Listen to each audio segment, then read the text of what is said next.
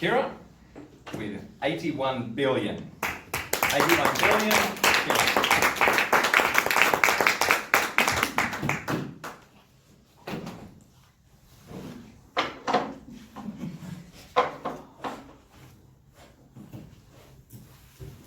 $81,044,471,718. Good evening, Toastmaster members and guests. My name is Ciara Murphy, and that is my number. When I was born, I was the 81 billion, etc. person to have lived on Earth since history began. The 81 billion, etc. person to have ever been born. I actually found this statistic online a number of years ago when the Earth's population was just about to hit 7 billion. Some of the news networks had created a calculator where, based on your date of birth and country of birth, it estimated that out of everyone who's ever existed, what number you were. And there was mine. Over 81 billion people had come before me, and even in the time I've been alive, billions more have come since. Now, I'm not usually a statistics girl, but this seemed pretty cool to me. I decided to share this new piece of information with my Facebook friends, and almost immediately received a comment from one of my relatives saying something along the lines of, "And out of all of those people, you're totally unique." I understood the sentiment, but I didn't post it because I felt lost in the grand scheme of things. Like, out of all of those people, I was just one teeny tiny drop in the ocean. I posted it because I found it fascinating.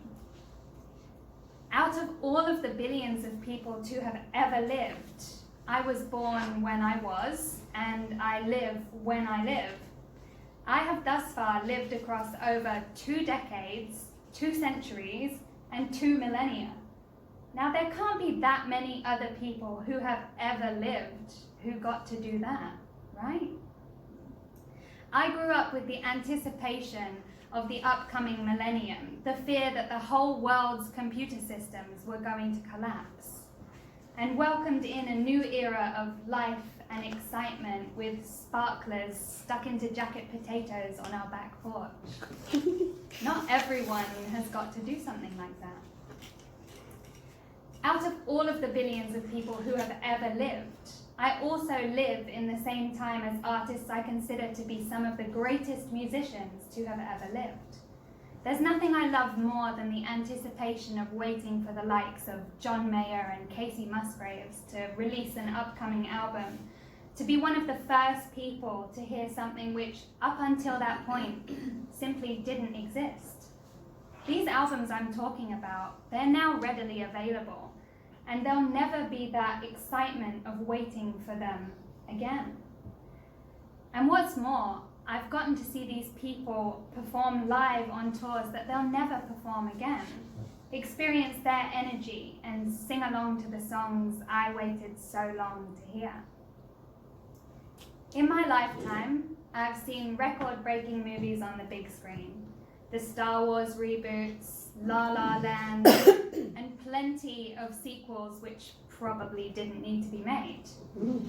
I've waited up all night to be first in line to read the latest novel in the Harry Potter series and the Hunger Games series, all of which will be old news by the time the next generation comes along. Well, with the exception of Game of Thrones, perhaps, the last novels of which I'm hoping I'll still be around to read. I like to think of myself as growing up very much in the crossover era between old tech and new tech. I grew up listening to music on CDs and then iPods, watching videotapes and then DVDs, playing Game Boys and then Nintendos, typing away on PCs that took about 10 minutes to boot up, and then laptops with about enough memory to hold maybe 3 Word documents. Now, all of the above and more can all be done on those tiny little devices we carry around in our pockets most of the time. How cool is it that I was one of the lucky ones to grow up in this era of technological innovation and transition?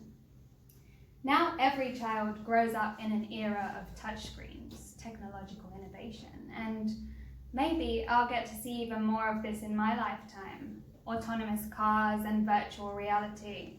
What's next? Teleportation and time travel? Most of the billions who came before me won't get the chance to see where it goes, and the billions who came after me won't get to see where it all came from. My lifetime is one of discovery and innovation, trial and error. Since I've been alive, Pluto both was and wasn't a planet. Sudan was one and then two countries. America had its first black president and, well, what it has now. It's both exciting and terrifying to think of what's still to come.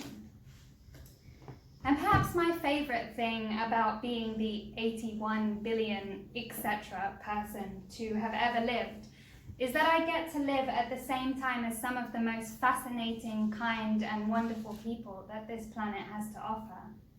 I've come into contact with people who've changed my life and others for the better in ways that they can't even imagine, and had conversations with people that have left me speechless because they're just so interesting.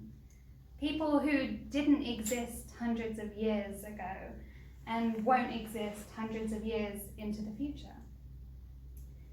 81 billion might seem like a daunting number to some, pretty inconsequential in the grand scheme of things, perhaps just a teeny tiny drop in a huge ocean.